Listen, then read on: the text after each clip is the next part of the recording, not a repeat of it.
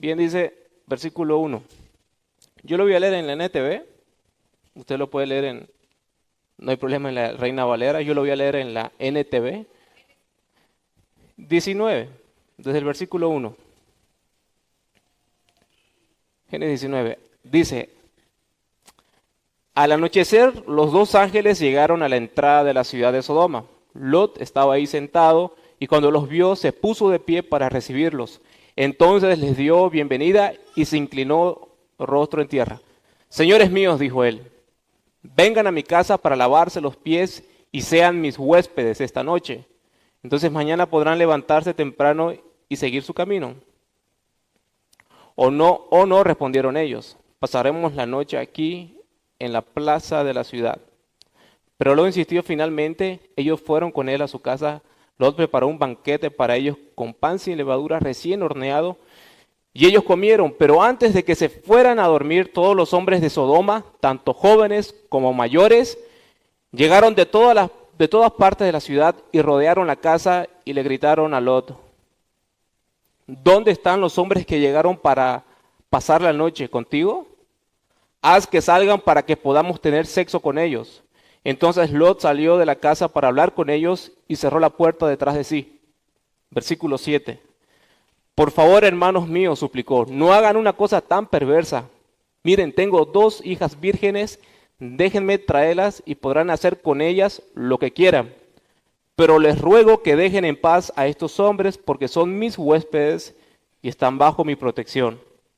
Versículo 9. Hazte un lado, gritaron ellos. Este tipo llegó a la ciudad como forastero y ahora actúa como si fuera nuestro juez. Te trataremos mucho peor que esos hombres. Y se lanzaron contra Lot para tirar la puerta abajo. Versículo 10. Pero los 2 ángeles extendieron la mano, metieron a Lot dentro de la casa y pusieron el cerrojo de la puerta. Señor, te doy gracias por tu palabra, gracias porque tú nos has reunido esta noche. Padre, te pido que tu Espíritu Santo sea moviéndose con libertad, sea rompiendo, Señor, cualquier ataque del enemigo que venga en contra de nuestra, Señor, para distraernos, Señor. Que nuestra mente y nuestro corazón sean iluminados por tu Espíritu Santo. Que el afán del día, Señor, sea desechado en el nombre de Jesús y todo pensamiento sea cautivo a la obediencia de Cristo, Señor. Queremos ver tu faz, Cristo, queremos escucharte, queremos ser santificados por tu palabra, Señor. No queremos salir como llegamos, Señor, sino que queremos salir con una mente renovada, Señor. Te damos las gracias en el nombre de Jesús. Amén. Bien, hermanos, cuando vemos esta porción de la Escritura y nos habla de el estado social de Sodoma y Gomorra, hay algo que realza, ¿verdad? Es la depravación sexual, sobre todo el homosexualismo. Pero hablar de Sodoma y Gomorra como que si hubiese sido solo ese el problema, no estamos apuntando a lo que la Biblia nos está diciendo. Porque la Biblia nos habla que ese no fue el principal problema de Sodoma y Gomorra, como lo conocemos. El principal problema de Sodoma y Gomorra fueron otras cosas que precedieron a este tipo de problemas de perversión y bajeza. Y eso lo vamos a ver ahora sí, y lo detalla muy bien el profeta Ezequiel en el capítulo 16, versículo 49 y 50.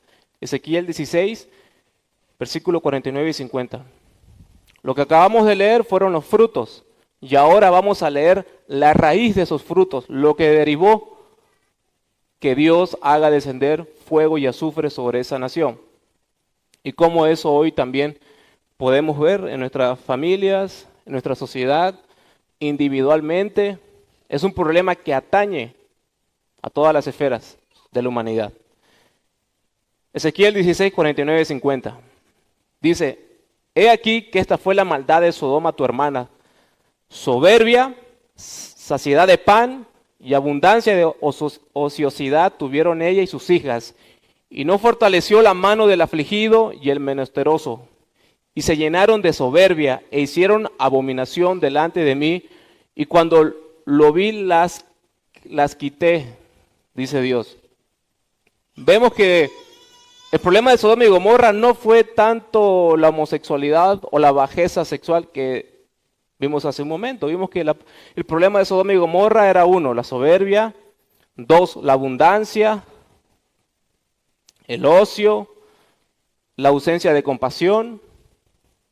Eso fueron lo que detonó la ira de Dios sobre una nación, sobre una cultura. Entonces, miremos por favor qué es la soberbia. ¿Dónde se origina el primer caso de soberbia? En el primer caso de soberbia lo vemos relatado en la caída, Génesis 3, versículo 6. Dice, y vio la mujer que el árbol era bueno para comer y que era agradable a los ojos y árbol codiciable para alcanzar la sabiduría, y tomó de su fruto y comió y dio también a su marido, el cual comió así como ella. Adán y Eva desobedecen a Dios, abrigando soberbia en su corazón, en vez de haberse doblegado humildemente ante Dios, obedeciendo la palabra que él había dado, que no coman de ese árbol, sino que vemos el primer caso de soberbia. Incluso podemos remontarnos en el cielo mismo, el caso de soberbia de Satanás, cuando no quiere someterse a Dios y Dios saca del cielo a Satanás junto con tercio de ángeles, que ahora son demonios. Lo que los convirtió a los ángeles en demonios fue la soberbia. Lo que convirtió a esta tierra en una miseria y tragedia fue la soberbia. La soberbia acarreó lo que hoy conocemos como pecado. Y nosotros padecemos eso hasta hoy, cristianos y no cristianos. La soberbia es mi independencia ante Dios, yo hacer mis cosas y no consultar nada con Dios, hacer mis propios planes, independientemente de lo que Dios ha establecido en su palabra, porque entendemos que como cristianos nuestra regla de fe y conducta es la Biblia. Cómo nos conducimos en este mundo y cómo debemos pensar en este mundo es la Biblia. Y si yo no hago eso en mi diario vivir, soy un soberbio. Un soberbio, alguien con soberbia es alguien que, en una palabra resumida, que no obedece a Dios. Y si no obedece a Dios, no puede amar a Dios. Y si no puede amar a Dios, no puede amar a su familia. Y si no puede amar a su familia ni obedecer a Dios, por ende, no es un buen ciudadano para su nación. La soberbia me convierte en alguien, como vamos a ver al final, abominable para Dios. Y dicho sea de paso, la soberbia es algo que todos tenemos en algún grado. En algún grado. No es algo de lo que hemos sido librados al 100%. Segundo caso de soberbia que podemos ver en la palabra de Dios y nos relata muy claro cuando en Génesis 11, versículo 4, en la torre de Babel. Y dijeron, vamos, edifiquemos una ciudad y una torre cuya cúspide llegue al cielo, y hagamos un nombre por si fuéramos esparcidos sobre la faz de la tierra. Babel significa confusión. La intención de hacer esta torre fue llegar hasta el cielo, fue una declaración de autonomía de una de las criaturas ante un Dios soberano. Y Dios bajó, dice, de los cielos y confundió a todos los que estaban ahí. ¿Y qué se derivó de las torres de Babel? La multiplicidad de religiones que hoy conocemos, ¿no? De Babel salen todo tipo de religiones, salen la Pachamama, sale todo tipo de religiones, el budismo, el taoísmo, a partir de ahí. Dios confundió dándoles diferentes idiomas. ¿Pero por qué pasó esto? Por la soberbia. Por la soberbia, dice Romanos 1, versículo 18, que la ira de Dios se revela desde el cielo contra toda impiedad e injusticia de los hombres que detienen con injusticia, la verdad, porque lo que Dios se conoce le es manifiesto, pues Dios se les manifestó, porque las cosas invisibles de Él, su eterno poder y deidad, se hacen claramente visibles desde la creación del mundo, siendo entendidas por medio de las cosas hechas. De modo que no tienen excusas, pues habiendo conocido a Dios, no lo glorificaron como a Dios, ni le dieron gracias, sino que se envanecieron en sus razonamientos y su necio corazón fue entenebrecido. Profesando ser sabios, se hicieron necios y cambiaron la gloria de Dios incorruptible en imagen y semejanza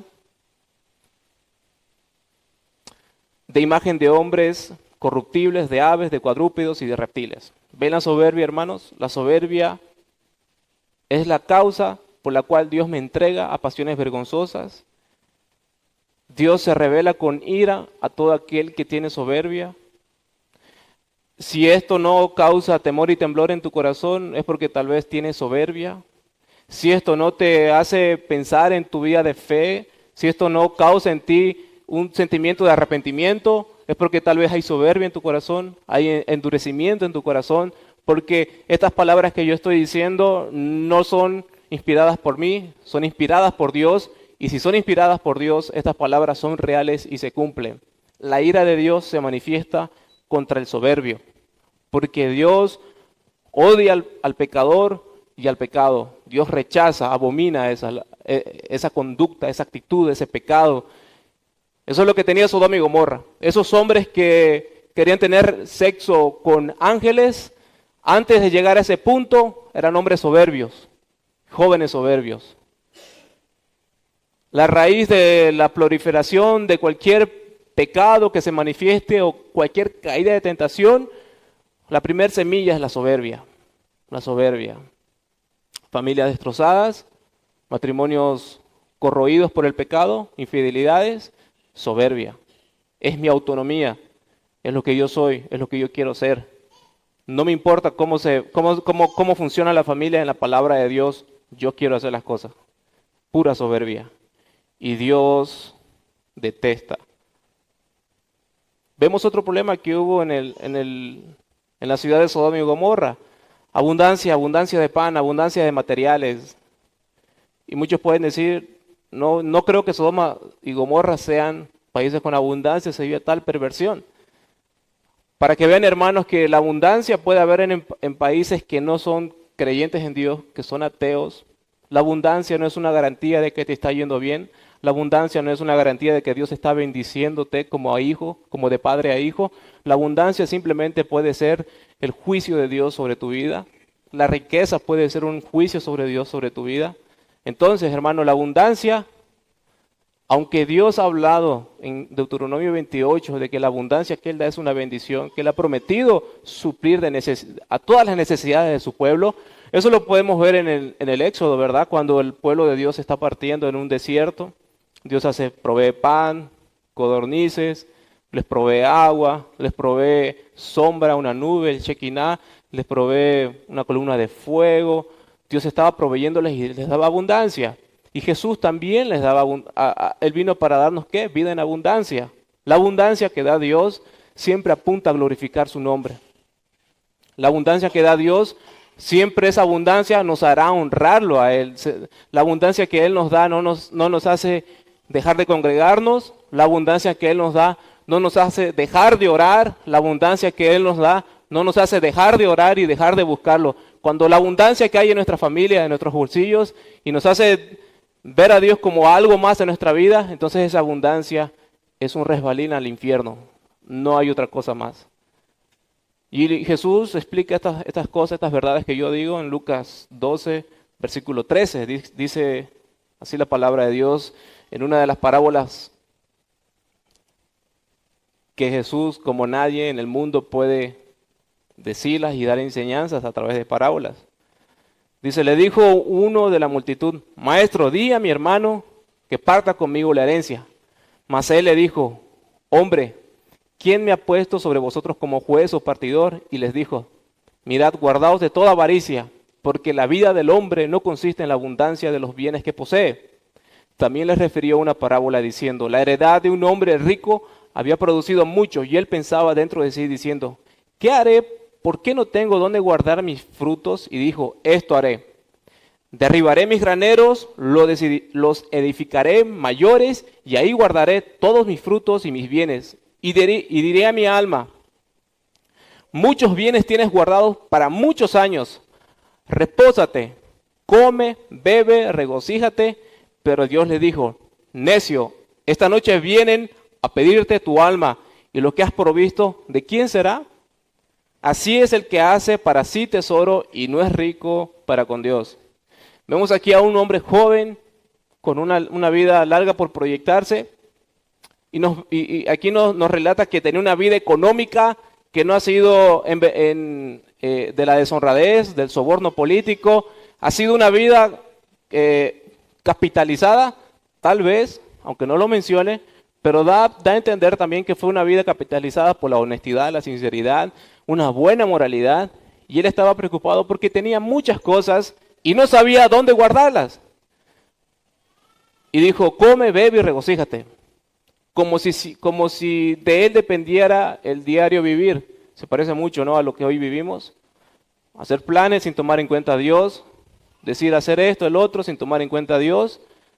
Voy a hacer esto, el otro, pero no, Dios es lo último que hay en mi mente y en mi corazón. Pero esta es la respuesta de Dios para esas personas. Esta es la respuesta de Dios para ti, que siempre estás haciendo algo sin consultar a Dios, sin mirar su palabra. Y esta es la respuesta que te da Dios esta noche. Pero Dios le dijo, estúpido, esta noche vienen a pedir tu alma. Porque eso significa necio, estúpido. Esta noche vienen a pedir tu alma y lo que has provisto, ¿de quién será? Vienen a pedir tu alma. Tu Dios del bienes materiales, ese es encargado de destruirte, porque tú lo has adorado por mucho tiempo. Y no hay nada que pueda justificarte el juicio irreversible de Dios sobre tu vida. ¿Por qué? Porque el día en que te mueras, ya no habrá misericordia, ya no habrá gracia, el camino corto se habrá cerrado y solo te quedará una ira como ninguna otra lo hubieras conocido. Una horrible expectación de un Dios airado y que lo único que tiene Él para darte es justicia y juicio. Pero si estamos este jueves aquí reunidos, esta noche, mi deseo en mi corazón es que tú no seas a esa persona que Dios responde de esa manera, si llegases a morir, sino que más bien te digo, bien, buen siervo y fiel, entra al gozo de tu Señor y estés en la presencia de Dios inmediata, y estés gozando del cielo y de todo lo que tú has hecho para Dios aquí en la tierra. No estoy hablando de perfección, yo sé que todos en algún momento en nuestra desesperación queremos independizarnos de Dios, queremos ser autónomos, pero un cristiano no puede vivir así. Un cristiano debe de someterse al señorío de nuestro Dios. Vemos más claro en la persona de Jesús cuando Jesús es tentado por Satanás, en Mateo 3:4. Dice, vino el tentador y le dijo, si eres hijo de Dios, di que estas piedras se conviertan en pan. Él respondió y dijo, escrito está, no solo de pan vivirá el hombre, sino de toda palabra que sale de la boca de Dios. Jesús en otras palabras le estaba diciendo, no solo de lo que yo tenga en bienes materiales voy a vivir, sino que mi vida depende también de la palabra de Dios. En otras palabras, no solo depende el hombre de lo material, sino de la palabra de Dios. Entonces, si Jesús dijo eso en su condición de hombre, en el desierto, padeciendo hambre y sed, y se parece a Satanás, y él está diciendo muy claramente que la vida que sustenta a un cristiano no solo es lo material, sino que principalmente es la palabra de Dios. Y esto nos debe hacer pensar y preguntarnos, ¿de verdad la palabra de Dios es el pan de cada día para mí? ¿De verdad yo esta mañana, en esta tarde, he podido recurrir a la palabra de Dios como algo que sustenta mi vida? ¿O simplemente la Biblia es algo que yo uso cuando yo me siento mal o cuando tengo un problema? Como si se tratase de algo más en esta vida. No. Para el cristiano la Biblia, la palabra de Dios es todo. Es todo. Y fuera de la palabra no hay nada. ¿Y saben por qué? No es porque adoramos las letras, sino porque nuestro Dios ha inspirado esa palabra y su Espíritu Santo usa esas palabras, esas letras que están escritas con tinta para iluminar en nuestra mente y en nuestro corazón, porque ahí encontraremos vida eterna. Ahí encontramos consuelo, ahí encontramos exhortación, ahí encontramos paz, felicidad. Ahí encontramos lo que todo hombre necesita en este mundo. Después en Deuteronomio 28:4-7 nos dice, por cuanto no serviste a Yahvé tu Dios con alegría y gozo de corazón, por cuanto no serviste a Yahvé tu Dios con alegría y gozo de corazón, por la abundancia de todo, por eso servirás a tus enemigos que envié Yahvé contra ti, con hambre y con sed y con desnudez y con falta de todas las cosas. Se dan cuenta, Israel estaba gozando de abundancia, pero como ellos no estaban adorando al Dios vivo, Dios dijo, como ustedes no están adorando, no me están obedeciendo, y yo no soy todo en su corazón, les voy a quitar todo lo que tienen y van a ser esclavos de sus enemigos. Y no solo eso, van a tener hambre, van a tener sed y desnudez y con falta de todas las cosas. En otras palabras, les voy a hacer faltar todo para que empiecen a reconocerme como su Dios y vean que yo soy su todo y no las cosas materiales. Entonces, aquí vemos un reflejo del carácter de Dios para con sus hijos.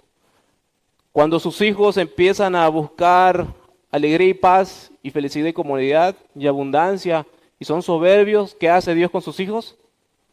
Les quita las cosas. No es Satanás, no es el diablo, no son sus demonios, es Dios que se encarga de quitarle a sus hijos, de entrar en una crisis económica, de que entren en dificultades, enfermedades, para que ellos empiecen a ver que Dios es el único que puede suplir todas sus necesidades. Después pasemos, hermanos, otra de las cosas que hace que Sodoma y Gomorra sea Sodoma y Gomorra. Y otra de las cosas por qué tu vida está así como está esta noche si estás en pecado. El ocio. El ocio fue una de las causas por las cuales Dios hizo derramar fuego del cielo. Así como la mentira es pecado suficiente para irse al infierno, cualquier tipo de pecado también es. El ocio es uno de ellos. El ocio es una bendición de Dios para empezar. Y Satanás lo utiliza y lo pervierte para que nos centremos en los placeres.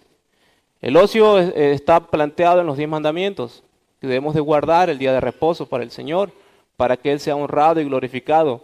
Pero Satanás lo utiliza para que veamos Netflix y estemos en Facebook y miremos películas y miremos partidos de fútbol y hagamos todo cuanto sea, pero perdamos una cantidad de tiempo y no buscar la palabra de Dios y que no sea honrado Dios, porque el ocio de Sodoma y Gomorra tenían como finalidad el desplome moral. Está centrado en el placer y en la falta de tiempo. ¿Cuántos jóvenes hoy no tienen tiempo para nada? ¿Cuántos jóvenes, cuántas personas no tienen tiempo para nada? ¿Por qué no viniste al culto? Porque no tengo tiempo. Yo conozco personas que vienen aquí, tienen hijos, familia, trabajo, tienen todo, tienen un montón de cosas, pero siempre los veo en algún culto, siempre están constantes congregándose, pero los jóvenes hoy están cansados, faltos de tiempo, y esa falta de tiempo se traduce en ocio. Se traduce en ocio. Porque a los lugares donde yo voy y frecuento, las cosas que yo miro, las cosas que yo guardo en mi corazón, esos son los tesoros que yo tengo, esos son mi Dios. Cualquier cosa en que yo piense más tiempo que no sea la palabra de Dios, que no sea Dios y su reino, ese es tu Dios, ese es tu ídolo. Y el ojo de Dios te está viendo cuando nadie te ve. El ojo omnividente de Dios está mirándote en tu tiempo de ocio. Cuando la puerta está cerrada, cuando no hay nadie más, Dios está mirándote. Él mira tu pecado, Él mira tu tiempo de ocio cuando estás centrado en ti mismo. Y eso desemboca la ira de Dios, así como pasó en Sodoma y Gomorra. Y desembocará la ira de Dios sobre ti si Él corta la gracia esta noche, en este momento. Solo Él tiene el control, solo Él tiene el reloj de tu vida. Así que, hermano, es tiempo de arrepentirnos, es tiempo de buscar la salida, es tiempo de mirar a Cristo como aquel que murió por mis pecados, que yo tengo justificación y perdón de pecados en Él solamente, y que no hay otro que pueda amarme más como Cristo, aún conociendo mis pecados pasados, presentes y futuros. Él es la única persona que aún sabiendo que voy a fallarle, Él me ama incondicionalmente. 4. La ausencia de compasión. Esta fue otra de las características de por qué Sodoma y Gomorra eran lo que eran. ¿Por qué Sodoma y Gomorra entraron en esa perversión y bajeza? Desde Romanos 1 hasta los tiempos del diluvio, era una característica que hacía detonar todo lo que había gravedad moral, el desplome moral. Siempre comenzaba con pequeñas cosas, pero al final terminaba con homosexualismo, con todo tipo de aberraciones sexuales, zoofilia, incesto, pedofilia, todo tipo de cosas. En Levítico nos habla de eso, ¿verdad? Prohíbe al pueblo de Dios tener relaciones con su suegra y todo tipo de prohibiciones en Levítico. Porque Dios adelantaba ante la conducta del hombre, porque el hombre tendía a hacer eso, incluso el pueblo de Dios. La ausencia de compasión. La compasión, quiero decir esto, la compasión no es relativa, la compasión es una persona y es Cristo. Totalmente diferente a la compasión que nace del mundo, porque la compasión que vino a reflejar nuestro Señor Jesucristo glorifica a Dios, glorifica a Dios. La compasión de un cristiano está reflejada en dos cosas: en amar a su Dios por sobre todas las cosas, con toda su mente, con todas sus fuerzas, y amar a su prójimo como a sí mismo. Ahí está la compasión, en el gran mandamiento. La compasión está reflejada en lo que yo hago por los demás sin que nadie me pida. La compasión está reflejada en mis hechos, en mis actitudes. La compasión está reflejada en lo que a veces digo y no digo, en cómo yo miro a otros. La compasión está en Cristo. ¿Quieren ver a la compasión actuar? Miremos el Evangelio. Miremos a Cristo sanando enfermos, liberando endemoniados. Miremos a Cristo dando de comer a muchos, a multitudes, panes y peces. Miremos a Cristo muriendo en una cruz sin haberlo merecido a nosotros. Miremos ese ejemplo de compasión. Hoy en día hay más compasión por un árbol que por un bebé. Por eso es que el aborto tiene tanto éxito en nuestros días. Hoy en día salvar un animal es mejor que cuidar a un anciano.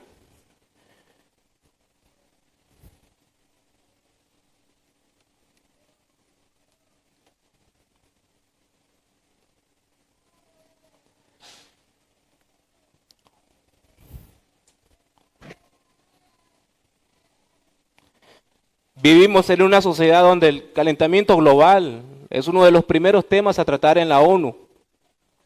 Pero nadie se ha puesto a hablar de los cristianos que están muriendo en campos de concentración en China. La ONU no se pone a hablar de aquellos cristianos que mueren cada 5 minutos por su fe.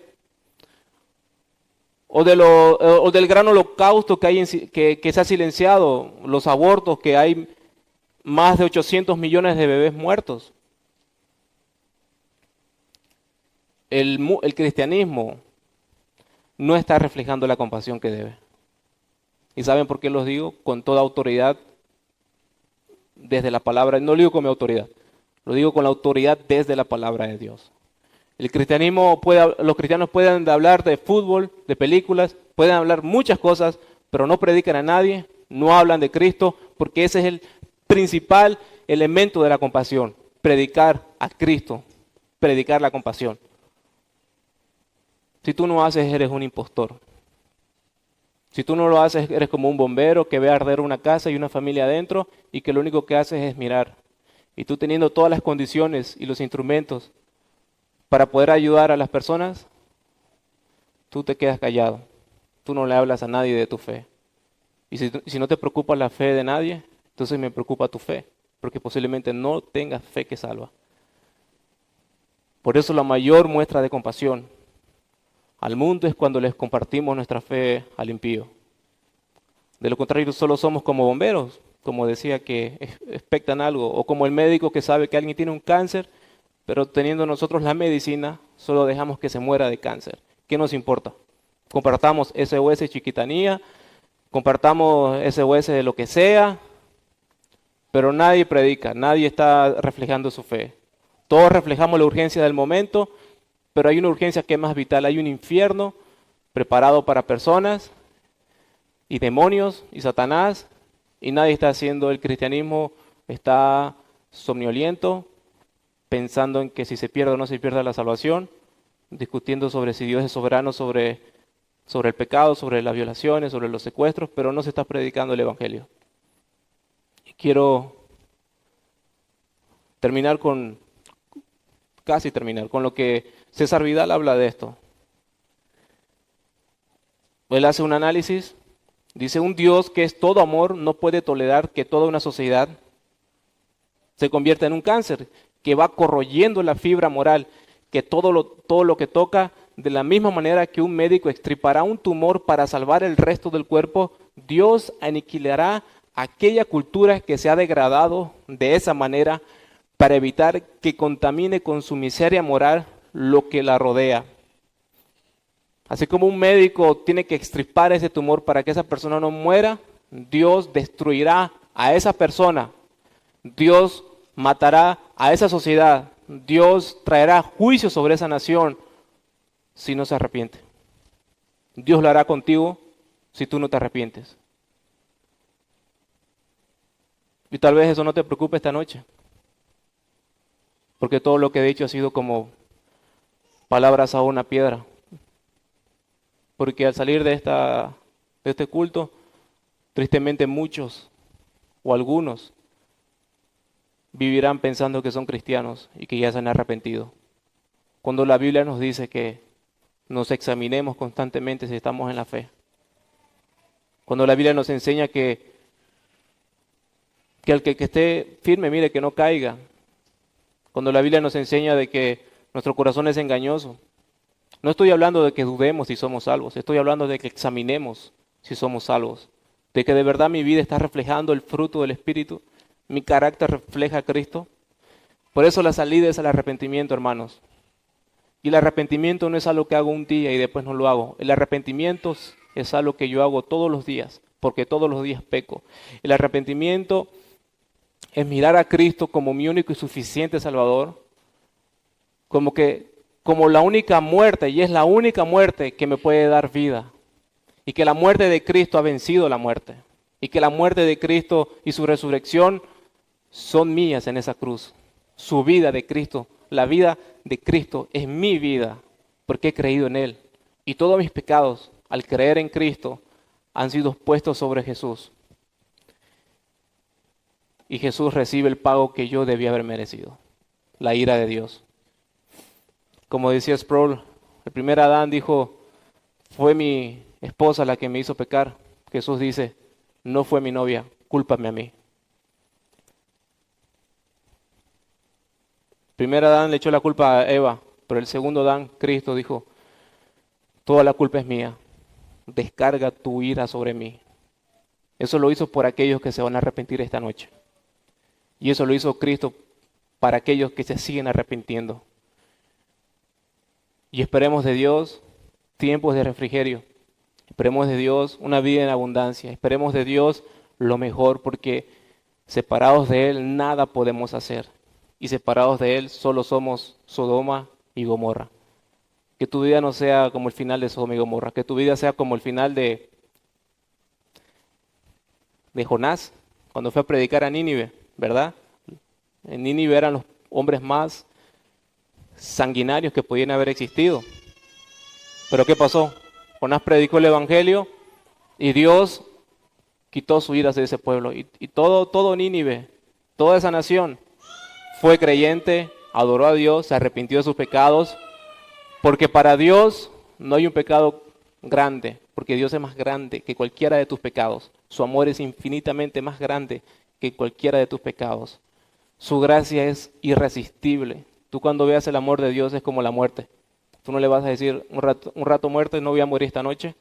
No, el amor de Dios es así, te va a capturar, te va a atrapar. Va a desatar tu voluntad del pecado. Y lo vas a amar como a ninguna otra persona en este mundo. Oremos, hermanos.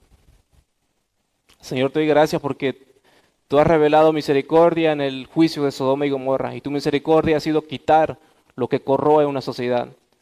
Te damos gracias por lo que tú has hecho con Sodoma y Gomorra, Señor. Y te pido que esta noche, Señor, no seas tú haciendo lo mismo con alguien que esté aquí, Señor, con Bolivia, Señor. No queremos que lo hagas tú con esta sociedad. Queremos, Señor, nosotros poder salir a predicar tu palabra, Señor, poder mostrar compasión a otros, poder reflejar un ocio bíblico, un ocio que glorifique a ti, Señor. Queremos, en vez de dar soberbia, dar humildad, Señor. Queremos, Señor, en vez de buscar la abundancia de pan, Señor, buscar riquezas en ti, Padre. No queremos desviarnos. Si nos hemos desviado y estamos esta noche aquí, Señor, danos fuerza, Señor, para vivir en tu gracia. Perdona nuestros pecados, Señor. Reconocemos que somos inútiles, reconocemos que estemos fallados, Señor, y que solo tu gracia, Señor, puede darnos vida eterna. En el nombre de Jesús, amén. Amén.